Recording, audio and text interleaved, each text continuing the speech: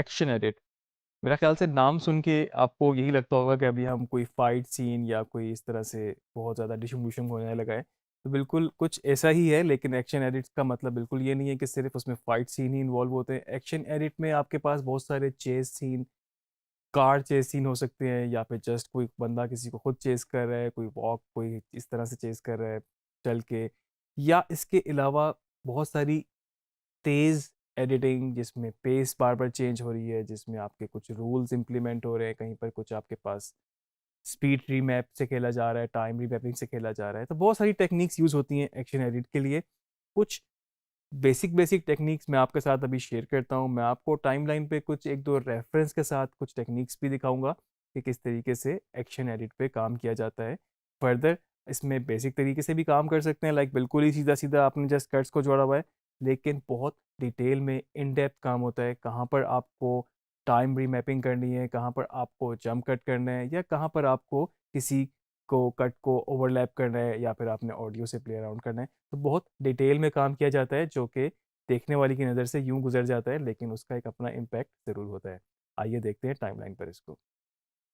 तो मेरे पास इस वक्त एक मूवी का क्लिप है, टॉम क्रूज की मूवी मिशन इम्पॉसिबल का बड़ा मशहूर क्लिप है मेरे पास इस वक्त। तो बेसिकली एक फ़ाइट सीन है, और ऑब्वियसली इसमें शुरू में थोड़ा सा ज़रा क्रिएट किया हुआ है सीन को इस तरह से। कुछ चीज़ें मैं आपको बताऊं, वैसे तो देखें सिंपल ये कट्स में ही सारी चीज़ें हुई हुई हैं इस वक्त, लेकिन कुछ चीज़ें इस तरह की होती हैं जो technique wise cutting on action बहुत ज़्यादा यूज़ होता है। ऑब्वियसली फाइट सीन में बिल्कुल तेज़ तेज़ मूवमेंट होगी, अगर तो वो पंच है, अगर वो चेस में भी मूवमेंट होगी आपको पता है, तो आपको कटिंग ऑन एक्शन की टेक्निक को मैक्सिमम यूज़ करना होगा, और एक्शन पे उसको कट करेंगे तो खुद ब खुद आपका कट अच्छा बेहतर तरीके से डिफरेंट शॉट वेरिएशंस के साथ बनता जाएगा। ये इस चीज़ पे भी बड़ा डिपेंड करता है, क्योंकि एडिटर के कंट्रोल में ये नहीं होता कि उसके पास जो अवेलेबल जो गिवन उसके पास रिसोर्सेज हैं उसी वेरिएशंस में ही वो रह सकता है, खुद से तो वो कुछ उसको क्रिएट नहीं कर सकता।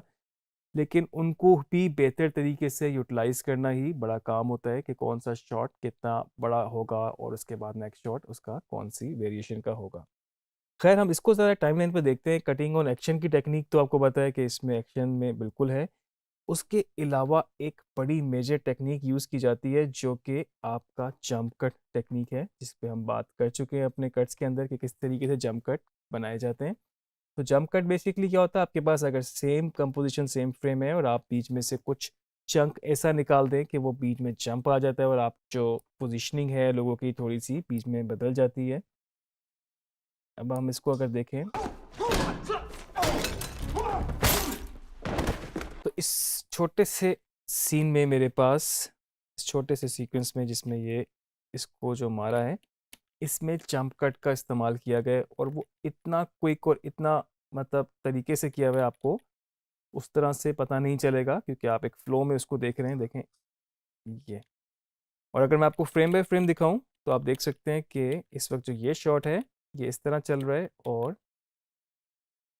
यहाँ पर आपके पास बीच में से कुछ फ्रेम इस तरह से निकाल लिए गए हैं, जंप कट उनको कर दिया गया है कि वो एकदम से उसकी मूवमेंट आपके पास ये यहाँ से पोजीशन बिल्कुल बदल चुकी है। आप ये नोट कर सकते हैं कि इसकी पोजीशन भी पिछले फ्रेम में अभी यहाँ थी, और फ़ौरन ही आपके पास एक फ्रेम बाद वो यहाँ हो गया है, और इसी तरह से इसकी गर्दन भी।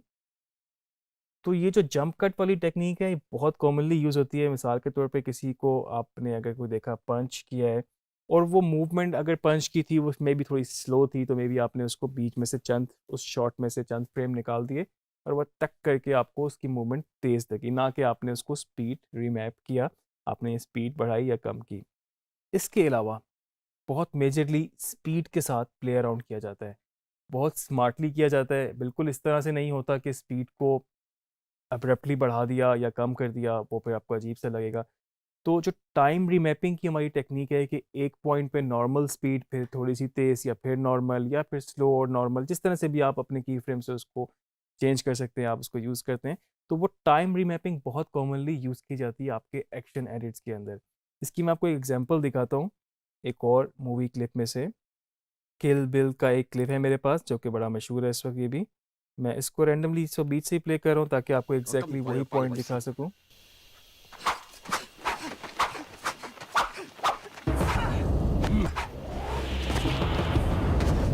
तो आप देख सकते हैं इस वक्त यहाँ पर ये स्लोमो था,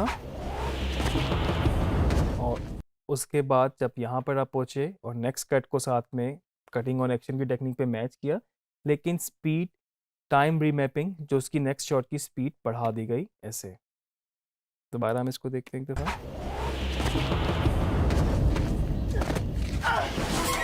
तो अक्सर बाज़ दफ़ा होता क्या है कि आपका जो सब्जेक्ट, आपका जो कैरेक्टर होता है वो इतना तेज़ होता नहीं है। मे बी अगर वो गिरा हुआ है ज़मीन पे और वो बिल्कुल एक झटका मार के उठा है तो इतना तेज़ नहीं होता, लेकिन उसके जो झटका, जो पाँव की बेंड करने का पीरियड होता है, मे बी उसको सिर्फ टाइम रीमैपिंग से तेज़ कर दिया जाता है और बाकी को नॉर्मल। अगर आप सबको स्पीड अप कर देंगे एक साथ ही तो वो थोड़ा सा फेक डेफिनेटली पता चलेगा, तो आपको इसलिए स्मार्टली स्पेसिफिक एरियाज़ पे जाके काम करना होता है। थोड़ा सा और इसको अगर हम एडवांस चले जाएं और आगे जाके आप जब अपना और सॉफ्टवेयर आफ्टर इफेक्ट वगैरह पे भी काम करेंगे तो आप इस चीज़ को मज़ीद बेहतर तरीके से समझ सकेंगे।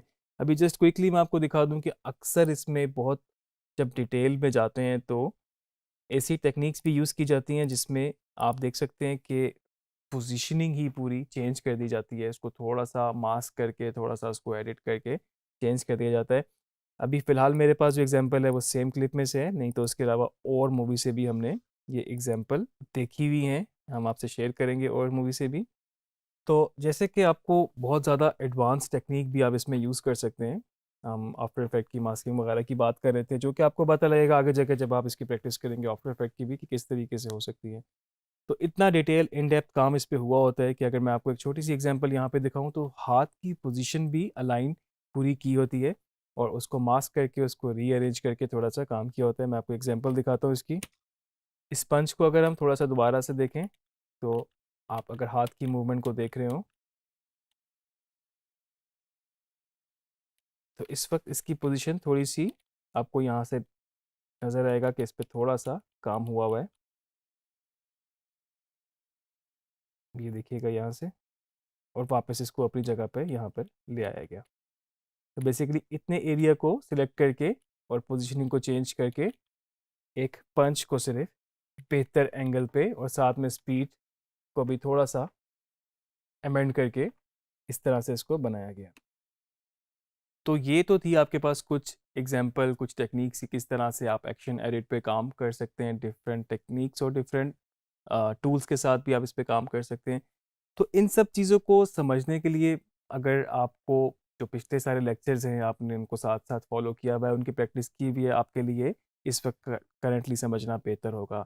कुछ चीज़ें ऐसी हैं अगर आपके समझ में नहीं आ रही ऑब्वियसली, जिस तरह आफ्टर इफेक्ट वगैरह वाली टेक्निक जो हैं वो हम आगे जाके जब सीखेंगे तो आपको बेहतर समझ में आ सकेंगी। चीज़ों को आप साथ साथ प्रैक्टिस भी करते रहें और इस तरह से चीज़ों को समझते रहें। कुछ चीज़ें आपको जो नहीं समझ में लगती आप उसको खुद से भी एक्सप्लोर करें, उसको आप गूगल कर सकते हैं, स्टडी साथ साथ करें और उसके बाद आप इसकी प्रैक्टिस भी कंटिन्यू रखें। आगे लेक्चर्स में मज़ीद चीज़ों पे बात करेंगे तो आप इनको फॉलो करते जाएं।